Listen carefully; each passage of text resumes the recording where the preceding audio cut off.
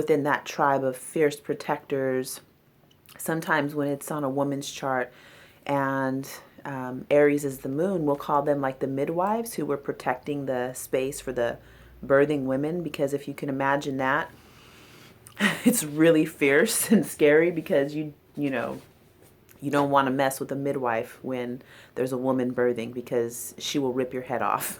So, and then with the specialty being in Scorpio, it is really bringing forth intensity. And I almost want to say the word drama because it is very dramatic. It's very emotional and emotion based. Like, rah, you know, that's what Scorpio or the 8th house is like. It's it also has to do with all the hidden things, all the things that are kept in the dark, the occult teachings, esoteric knowledge. So whenever we're talking about the lineage, the main thing is Aries moon, and that doesn't change at all. But now the specialty, which we get from the South Node, has changed. So the new school, still Capricorn tribe, because Capricorn is on the ascendant. It's up here, actually, the ascendant. And now the North Node is over here in the 2nd house, which would make it the Taurus job in the Capricorn tribe, which my, the teacher, Daniel Jamario, who I love and adore, he has the same, he has the same rising. So the same lineage, new school intention, which is the Taurus job in the Capricorn tribe. So everything is the same, Capricorn tribe, still setting the structure, building the foundation, can sometimes be bossy, know-it-all, very focused on building and making sure that the next generations will have some legacy that she built or constructed in some sort of a way. The Taurus job would be the one who's doing this in a way that is going to feel good. You know, if she, okay, so you know those big tables where the architects are like drawing and they're, you know, they have to focus, and it's very, very important that they're focused, and they are building something that's going to last for years, decades, maybe centuries, depending on what it is. But this would be the one who's having a glass of wine while they're doing it, or having their back rubbed or feet massaged, or they're going to be doing that, setting the structure in a way that is going to be pleasurable. And so some of the mistakes with that, still pretty much the same from what I said in the first reading, except for the specialty is different. So some common mistakes might be being too bossy, being too, so nothing changes, because when we're talking about the mistakes, the specialty doesn't really get involved in those mistakes. It's mostly just Capricorn. So I'm going to leave that and go on now to the feminine and masculine material, which is exactly the same.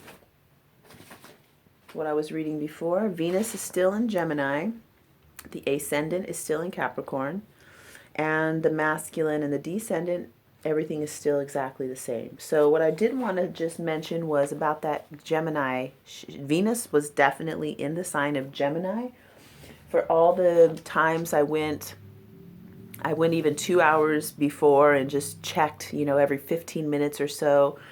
I went 2 hours beyond and just checked every 15 minutes, and nothing changed except for the rising sign and the nodal axis. So leave that one there. I have all these charts over here. This is the one we're working with now, which is the time that you told me originally. So Gemini, as the emerging feminine, doesn't have to have that connection to telling jokes and being like that trickstery type of energy. It doesn't have to. So Gemini, so that's just one of the, if say if there were 10 different kind of things that Gemini were learning about. Yeah, actually the inappropriate humor is considered one of the shadow material pieces of Gemini, but I like it. So I always bring that in.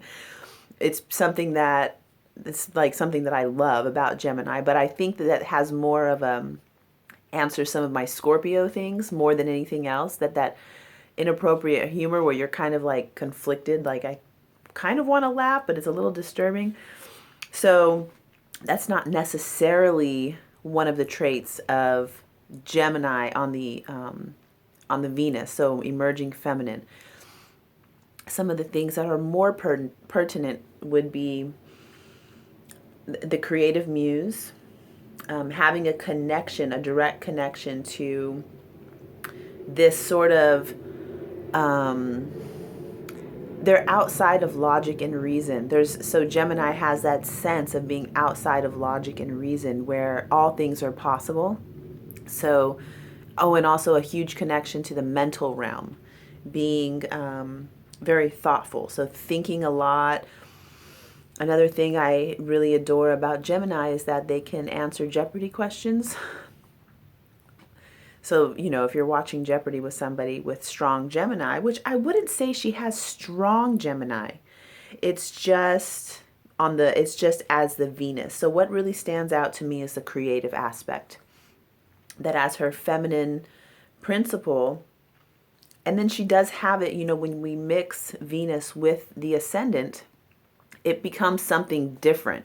And so when we talk about it from that perspective, it's like that whole thing about being able to be playful and fun, the creativity of Gemini, and being able to be disciplined and getting your tasks done and working a lot on the structure. So that still feels right to me. Of course, I'm more interested in how it feels to you. Putting the two of those together with Gemini and Capricorn. This to me seems one of the most challenging sort of dynamics, because the inner feminine wants to be creative and playful, loves information and using the brain and thinking. And Capricorn is more of a on the grind, wanting to get things done, and there can sometimes be a lot of pressure to be the best, to be number one. Oftentimes with Capricorn, another thing is that we'll pin them as the scapegoat. So if you know the story of the scapegoat, it's like the goat they would take from the tribe. I don't think I want to tell this story. It's pretty horrible. But it was kind of like riding all the sins of the tribe on the goat, and then dropping it off in the middle of nowhere and killing it, or you know what I mean? So it's like getting rid of all that. That's where the term scapegoat came from. It's like, give all our problems to this guy. And then it's like up to them to figure it out. So a lot of times with Capricorn, especially as the rising sign, that's one of their sort of deep down feelings, is that it's all on them. The burdens of the whole tribe, it's all on them in a way. Excuse me. So then the masculine, everything is the same about that, so I won't talk too much about that. Okay. Now, let's go into some of this, all of these lines, and I'm really looking forward to this because, number one, Chiron is a major player in her chart, and something just opened up to me when I was working on, just kind of charting everything. That was really cool. I want to share with you here. So let's start off by looking at the moon being the lineage, and what we already mastered. Her moon is in the 4th house, which is home and family.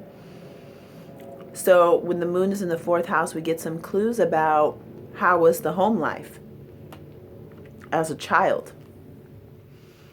And there's all this, the blue lines are considered easy aspects. And that's actually the term is easy aspect. So she's got the moon trine to the sun, the south node, to Mars, and to Mercury. I'm almost a little bit jealous in a way, like astro jealous, because this really signifies an easy home life, easy emotional connection to the mother, easy emotional connection to the whole lineage. Because the sun she has in Leo, and the sun is, I don't know if I mentioned this, I often leave out talking about the sun on people's charts because the sun sign in Western astrology has been played out, by my opinion, that even to this day, I meet somebody and tell them I read astrology and they're like, oh, what's your sign? I'm like, oh God, what do you mean? So I don't often read about the sun, but it is a very important part of our chart. It's just not the part of our chart. So the sun is in Leo, and the sun shines over everything on the chart. The sun in Leo, this is, the sun is like Leo. It's a similar kind of energy. So it's exuberant, radiant, childlike innocence. You know, when the sun is out, we're really excited and happy. And I mean, I am anyway. I think it's a common thing that we feel more exuberance and radiance and liveliness. Things grow in the sun, and it warms things up and makes things fertile. So that's the sun. And you know, you could say that the sun tells us that question, or the phrase, the way you do one thing is the way you do everything. So with the sun in Leo, it says that there's a burst of this exuberance, a little bit of being on the center stage, wanting attention, not even wanting attention. Sun in Leo, it's like when they walk in the room, I get chills. You know, you can't even help it. The Leo sun people, especially when they're in their healthy state, they're fun and people want to be around them. They're magnetic like the sun. So that energy gives an easy flow into the moon, or the lineage, connection to the mother and the emotions. And then the south node is also right there conjunct with the sun, which says that whatever she was a master of, because the lineage is there, is meant to be brought into this life. So the Scorpio job is the positive things, or say the evolved states of the Scorpio tribe, were being brought into her, to the sun. So like the Scorpio, there's a little bit of a intensity, passion, desire, sexiness that radiates out into everything she does. And then that is connected to the moon also, which sends, you know, opens up a pathway of energy between the lineage. Then the next thing is Mars is right there, also tight conjunct to the south node, which to me, when I see that, says that, I mean, this might sound weird, but it's what comes up when I look at that, which is that there's a, you know, quite possibly we could say that this person, not say actually was a man in the previous life or in past lives, but had masculine energy and was aggressive, assertive, ambitious. And then that those traits would be carried into the current life intentions, because it's within a 10-degree radius, 10-degree orb of the sun and of Mercury.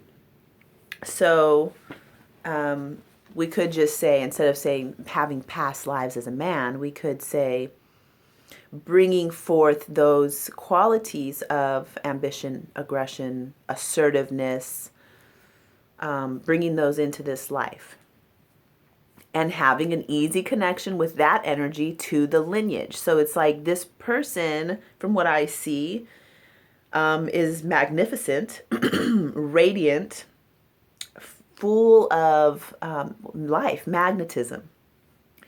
And that was accepted by the home. So, it meant, like, when I'm looking at this, I'm like, wow, I wish all kids could have that, where they're like dynamic and creative and interesting and unusual, because Leo is also associated with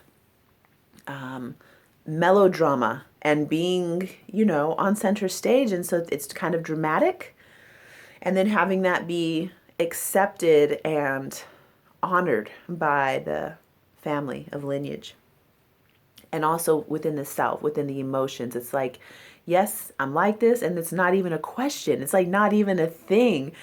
Where, in my own personal life, it's like these things, but everybody hates it. So now I'm bummed out, and I have to find, throughout all these years, struggle to accept myself. And it's this weird thing. It's like none of it really ever existed, but that's my perception. Whereas this chart says that the person, it was like not even, it's like, yes, I'm awesome. Everybody thinks I'm awesome. So I'm awesome. It's great. So let's go straight from that into the next connection that I'm looking at, which is where the insight came in, that I want to share with you. So the moon has all this yummy, juicy fun with all these guys, easy flow of energy. And then we have it square to Chiron. And it is a really tight square, because when we're talking about Chiron, we use a 15-degree orb, because Chiron moves so slow and it has a strange pattern. Means that we can track it. It varies. So some people will have their first Chiron square at 2 years old. Some people will have their first Chiron square at 12. Some people will have it at 16. And it just goes like that. So we can never really, it's not as perfect as, say, Saturn. Saturn is super perfect and on time, and we know it's going to happen. We know what ages to expect these things to happen, but with Chiron, it's not like that. So anyway, whole point I'm making is that she's got 8 degrees of Aries for the moon and 16 degrees Chiron. So, sorry, that says 16 degrees Chiron in Capricorn. And the square tells us something that's challenging. And so when I'm looking at this all together, and what I do is I just sort of hold the chart, let my mind go blank, I draw things. And what popped up in my mind was this beautiful and intense image of, I don't know if you know the Bible story about Joseph.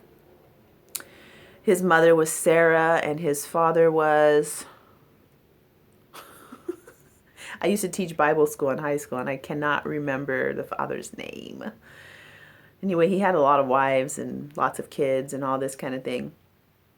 And, wow, Moses? I think it was Moses. Yeah, so anyway, I think Joseph was the special one. Joseph was the special kid. And there's a DreamWorks movie called Joseph, King of Dreams. And that's that's the actual image that came in my mind, because it's been a long time since I've been digging through the Bible. I used to do that, between the time I learned how to read and about 18 or 19 years old, but it's been a really long time. And that movie is in my house, so we've watched it, and it's one of my favorites. All the DreamWorks movies are so cool to me. But you might want to watch it, because what you were saying about her being like, they adored her, and she, they were all happy about it, and there's a big gap between her and her siblings, and it really reminded me of that story where, they're like throwing up this wonderful kid, and all the rest of the family is a little bit resentful, a little bit, like not so stoked. And then the next image that comes up for me is that not anything about the family, because it's apparent to me from the chart that everything that has to do with the family life looks amazing. It's more what shows up to me is this inner drive to be the best, and the drive almost to like meet the expectation of being this wonderful, awesome. And sometimes with these things, it's not like it was coming externally at us. I have an example of my own daughter who has Capricorn rising, and it just blows my mind because I don't have Capricorn in a pertinent way on my chart. Like, we all have everything on our chart, but it's not a feature for me. And my daughter has Capricorn rising, and she has this crazy amount of, I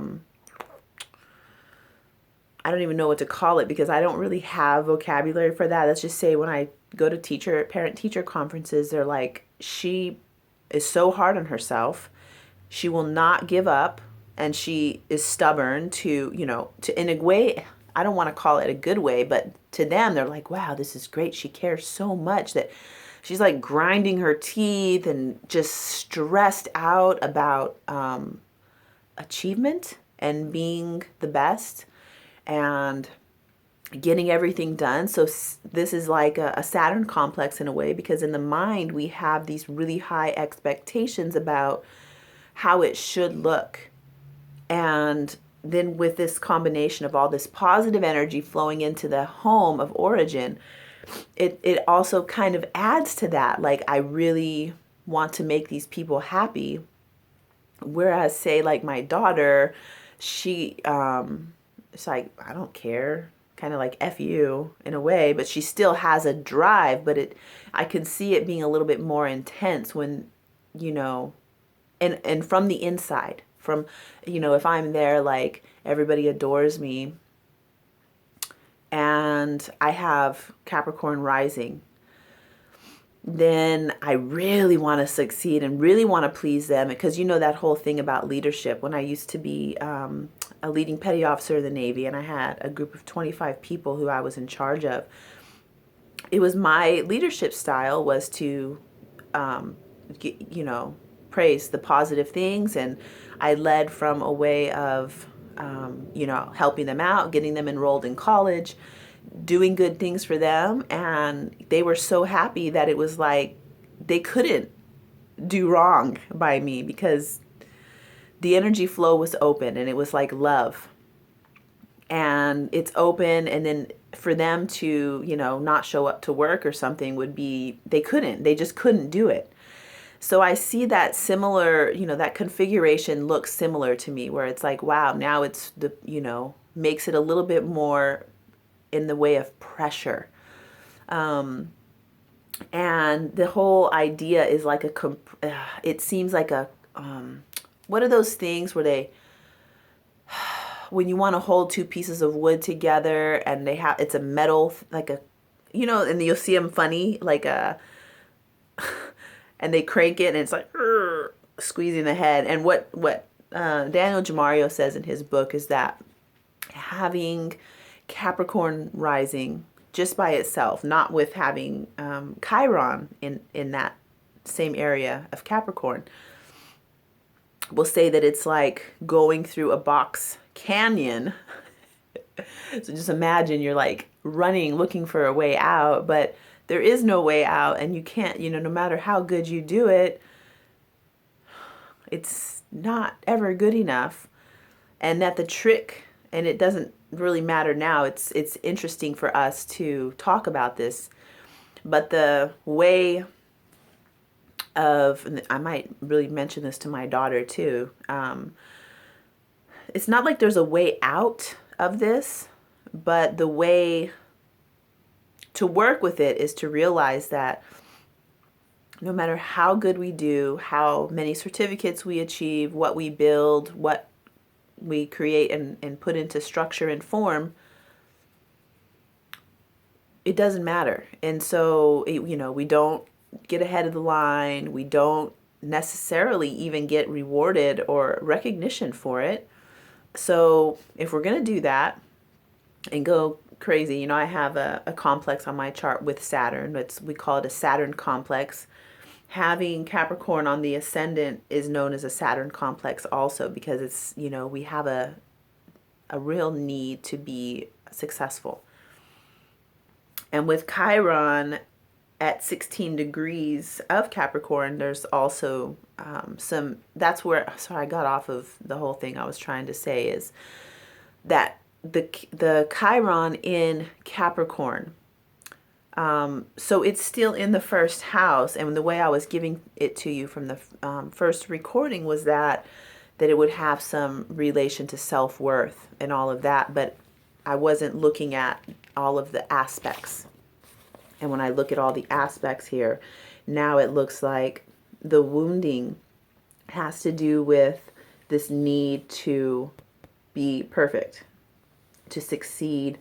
And in the mind, it can be sort of an inner critic or an inner judge that's always kind of like whipping you in a way, like, it's never a time to rest and just sit still. Although there are some other things on here that, Chiron is in the sign of Capricorn. So that would be, to me, the wounding is a real drive. And then the other thing too about Chiron, just in general being in the first house, is that it is sort of, I was talking about knowing yourself, and I oftentimes will think about Chiron in the negative way first, which is like, oh, this is our wound. And what dawned on me was that Chiron is actually where we're most powerful. And a lot of times we'll experience it first as a wounding. So she has Chiron in Capricorn, which could mean that, there is that sort of feeling of being Joseph, the king of dreams, where you're the miracle child. And, also watch the movie because it's a good movie, but also some of the things were that he didn't get to go play and do things. He was like, they wanted him to study. They wanted him to learn everything. And I think like to learn Hebrew or something like that, which, that can kind of suck in a way. So lost my train of thought. So it could also be that, not also, so Chiron is the wounding, and I usually look at it first, like, let's talk about the wounds. But I rarely think about, like, well, what's the awesome things about this? And so some of the awesome things about Chiron in the first, I have Chiron in the first also, is that there is a sort of magnetism, because it is raw electricity. Chiron is, there's that picture of the woman with the cracks in her. I'll send you a picture of that. That we often think like, oh, she's cracked and there's light getting into her. But I see it that the light's coming out, and this person is like a live wire in a way, super magnetic. When they walk in, if they touch you, you can feel their intensity. And it's a healing energy, and it feels good.